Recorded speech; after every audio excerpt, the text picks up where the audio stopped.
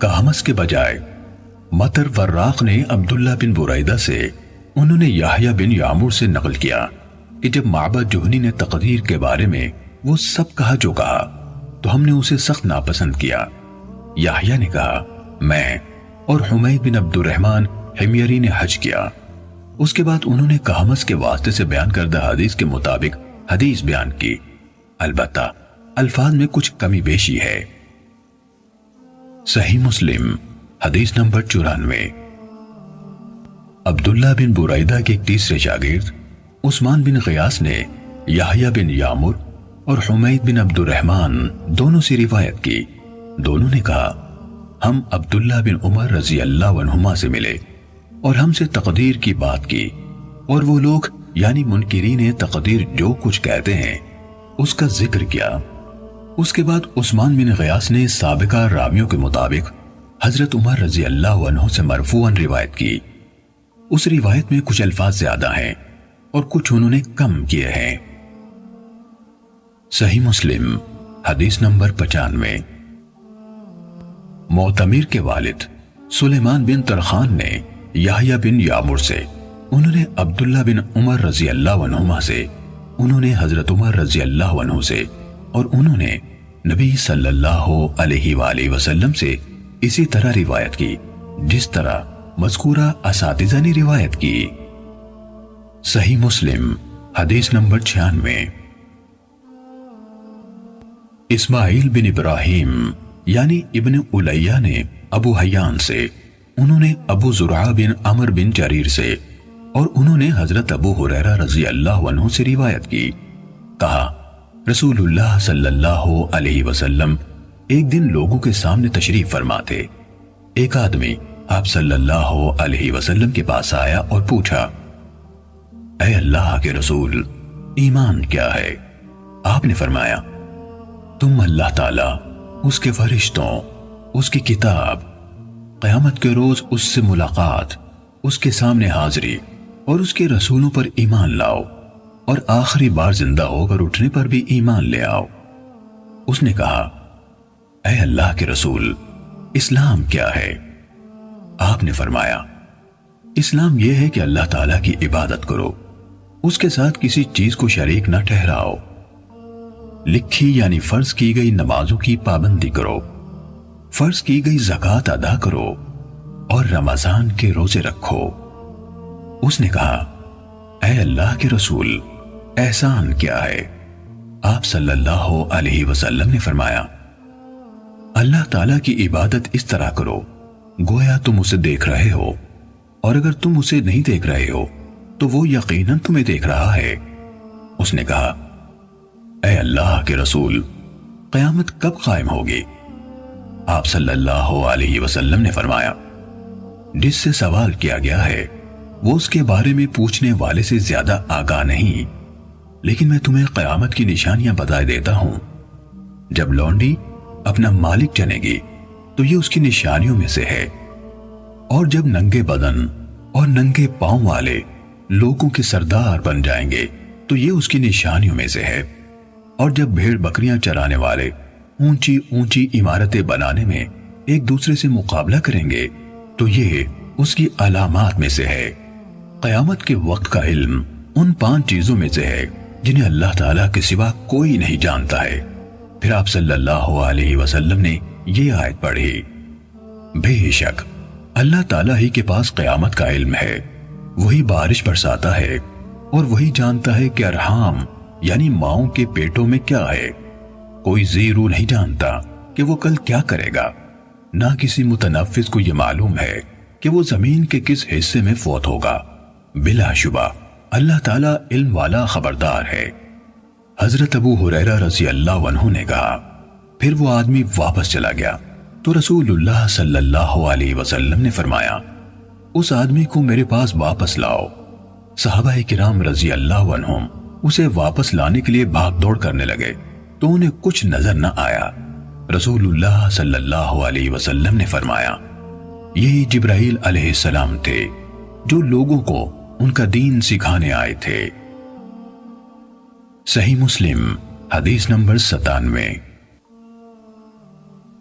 ابن الیہ کے بجائے محمد بن بشر نے کہا ہمیں ابو حیان نے سابقہ سند سے وہی حدیث بیان کی، البتہ ان کی روایت میں اذا ولدت الامۃ بعلها یعنی جب لونڈی اپنا مالک جنے گی، رب کی جگہ بال یعنی مالک کے الفاظ ہیں، اماتو سے مملوکہ لونڈیاں مراد ہیں۔ صحیح مسلم حدیث نمبر 98۔ حضرت ابو ہریرہ رضی اللہ عنہ سے روایت ہے کہ رسول اللہ صلی اللہ علیہ وآلہ وسلم نے فرمایا مجھ سے دین کے بارے میں پوچھ لو۔ صحابہ کرام رضی اللہ عنہم آپ صلی اللہ علیہ وسلم سے اتنے مرعوب ہوئے کہ سوال نہ کر سکے۔ تب ایک آدمی آیا اور آپ صلی اللہ علیہ وسلم کے دونوں گھٹنوں کے قریب بیٹھ گیا، پھر کہنے لگا اے اللہ کے رسول، اسلام کیا ہے؟ آپ نے فرمایا تم اللہ تعالیٰ کے ساتھ کسی کو شریک نہ ٹھہراؤ، نماز کا اہتمام کرو، زکوٰۃ ادا کرو اور رمضان کے روزے رکھو۔ اس نے کہا آپ نے سچ فرمایا۔ پھر پوچھا اے اللہ کے رسول، ایمان کیا ہے؟ آپ صلی اللہ علیہ وسلم نے فرمایا یہ کہ تم اللہ، اس کے فرشتوں، اس کی کتاب، قیامت کے روز اس سے ملاقات اور اس کے رسولوں پر ایمان لاؤ، مرنے کے بعد اٹھنے پر ایمان لاؤ اور ہر امر کی تقدیر پر ایمان لاؤ۔ اس نے کہا آپ نے درست فرمایا۔ پھر کہنے لگا اے اللہ کے رسول، احسان کیا ہے؟ آپ صلی اللہ علیہ وسلم نے فرمایا تم اللہ تعالیٰ سے اس طرح ڈرو گویا تم اسے دیکھ رہے ہو، پھر اگر تم اسے نہیں دیکھ رہے تو وہ یقیناً تمہیں دیکھ رہا ہے۔ اس نے کہا آپ نے صحیح فرمایا۔ پھر پوچھا اے اللہ کے رسول، قیامت کب قائم ہوگی؟ آپ صلی اللہ علیہ وسلم نے جواب دیا جس سے قیامت کے بارے میں پوچھا جا رہا ہے وہ پوچھنے والے سے زیادہ نہیں جانتا، میں تمہیں اس کی علامات بتائے دیتا ہوں۔ جب دیکھو کہ عورت اپنے آقا کو جنم دیتی ہے تو یہ اس کی نشانیوں میں سے ہے، اور جب دیکھو کہ ننگے پاؤں اور ننگے بدن والے، گونگے اور بہرے زمین کے بادشاہ ہیں تو یہ اس کی علامات میں سے ہے، اور جب دیکھو کہ بھیڑ بکریوں کے چرواہے اونچی سے اونچی عمارات بنانے میں باہم مقابلہ کر رہے ہیں تو یہ بھی اس کی نشانیوں میں سے ہے۔